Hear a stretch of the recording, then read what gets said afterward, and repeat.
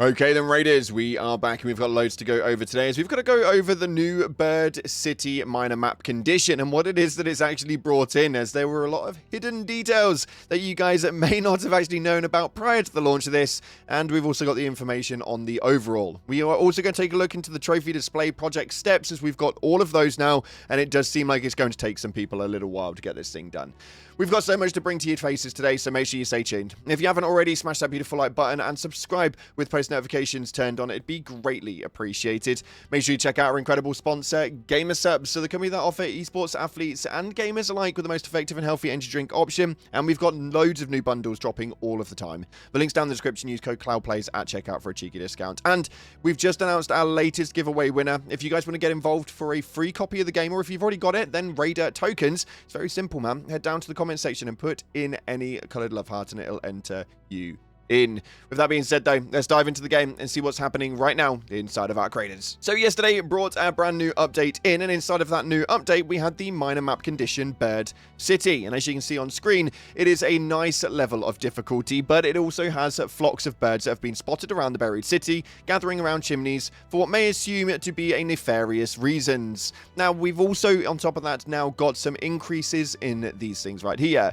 The trinkets are increased, the birds are increased, and so are the zip lines. But what is that actually for? Well, all over the gameplay in the background, you guys are going to see that there are so many chimneys on so many rooftops, and if you go over to those chimneys, there will be birds' nests, and rummaging into those birds' nests are going to give you some incredible goop indeed, and this goop is in turn of rubber duckies and other trinkets in toll.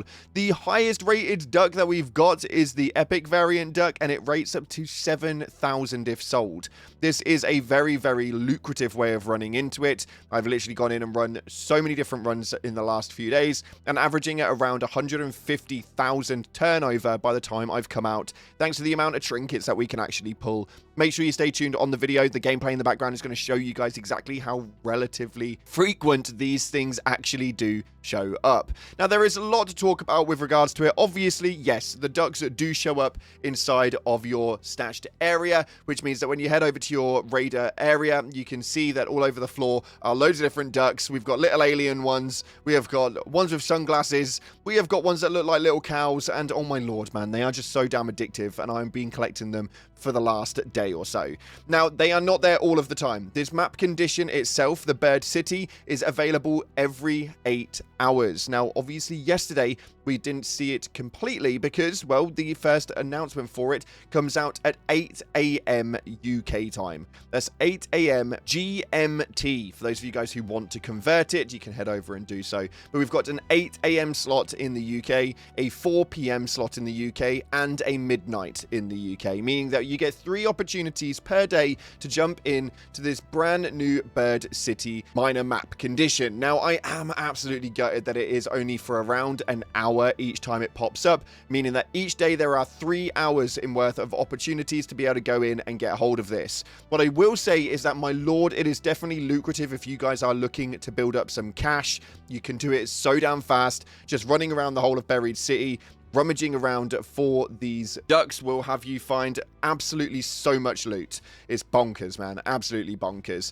So let me know how you guys have been finding it and whether you guys have been finding the little ducks as well. Moving on from that, though, we also has the trophy display project, and now finally some people have seen exactly what it is that has been put through onto it, and it's actually wild the amount of loot that you can get as rewards for this. This is going to take some of you guys a very long time to do, as some of the numbers required for some of these things are a little bit bonkers. We can see right here, the step 1 is the rusted bolts, pop trigger, tick pods, and surveyor vault, all of which are relatively easy enough to actually get your hands on. It becomes a little bit harder though when you get into step 2, where we've got the spotter relay, the expired respirator, wasp drivers, and hornet drivers. As much as they are relatively common, it's just pure mass amounts of them. Who's holding 20 wasp drivers? You are definitely going to have to go out and farm for those.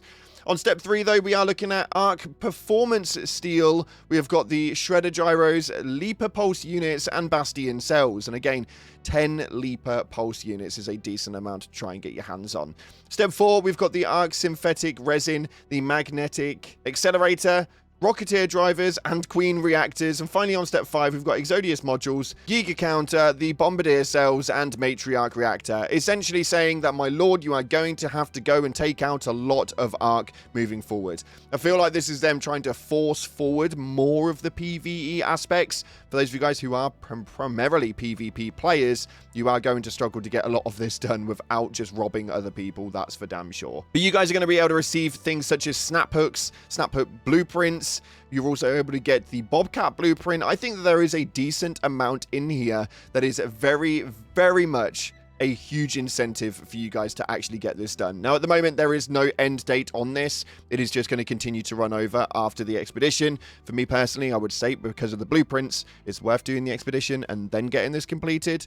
That's just my 2 cents on it. Take it or leave it. And finally, we did see yesterday there were quite a few issues in terms of stability. Me, myself, actually witnessed quite a lot of it in terms of instability and lags. Now, the community manager, Solomon, actually did put up into the Discord that there has been a bit of a server problem. They've obviously been trying to work on it over the last 24 hours. And as of 8 AM this morning, the servers are now stabilizing, but they will advise everyone be careful when logging in. Thank you for your patience. So do let us know via the comments if you are experiencing problems, and make sure that you head over to their Discord and make sure you do inform them if there are any issues. And real quick, before we get into the top comments, for those of you guys who didn't actually know about this, we have got the 2 new augments that are now available, the Tactical Mark III Revival and the Looting Mark III Safekeeper. Now, we've actually got the images up on screen for what they actually are, and the Safekeeper is a safe pocket that allows any item to be stored. Now, we do only have 1 safe pocket slot for that,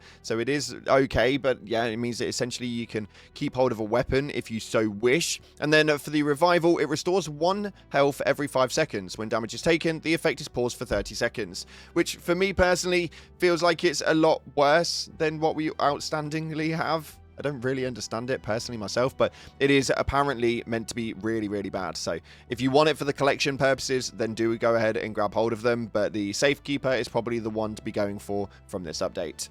Moving on, though, we've got to take a look at your top comments from the previous videos. You guys went over the mega patch update, which I will say a massive thank you. You guys blew that video into the absolute stratosphere, so thank you so much for the support on that one. But you guys had a lot to say on terms of the patch and how it actually issued. This first one right here from Anti states, I just wished that they'd fix the crafting bug where it keeps resetting how many I want to craft. It's so annoying and takes away from my topside fumbling around in the crafting screen. Now, that is one thing that I absolutely hate. It doesn't really take much time out, but it is so annoying when you get up to a certain number and it just resets before you manage to craft it. I don't know why it's such a big problem that they haven't managed to fix yet, but it's definitely up there with probably one of the most annoying ass bugs inside of this game as of right now. If you guys are still experiencing that, do let me know via the comment section below. I'm intrigued to know your thoughts on it. This next one right here, coming from Ira, states, nerfing Queen and Matriarch core spawns is a mistake, I feel. Now, this is an interesting one, and this is one I had a conversation with a lot of you guys on Instagram, CloudPlaysYT, if you want to check me out. But we were talking about the Queen and Matriarch core spawns, and the fact that they've actually lowered them is a little bit mental to me, especially now that we've got that new trophy cabinet.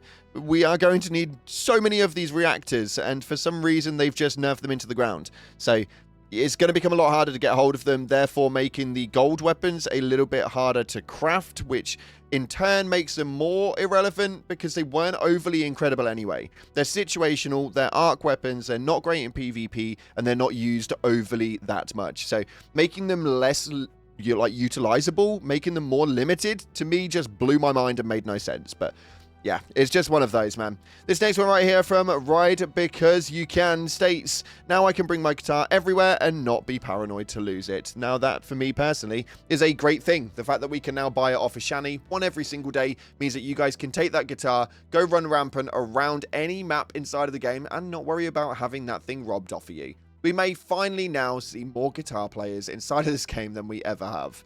Nonetheless, unfortunately, that's all we've got time for today. It's been a very interesting 24 hours indeed inside of Arc Raiders, and you guys have been absolutely adoring everything that they seem to be doing. Let me know your favorite parts of the game right now, and if it's something that you guys are really happy about just recently, we've got a new patch update coming in very, very soon as we go into February, so I'm intrigued to see where that one goes. But that is another video altogether. If you haven't already, like, subscribe, appreciate your faces, and as always, up until the next time, I'll see you in the clouds.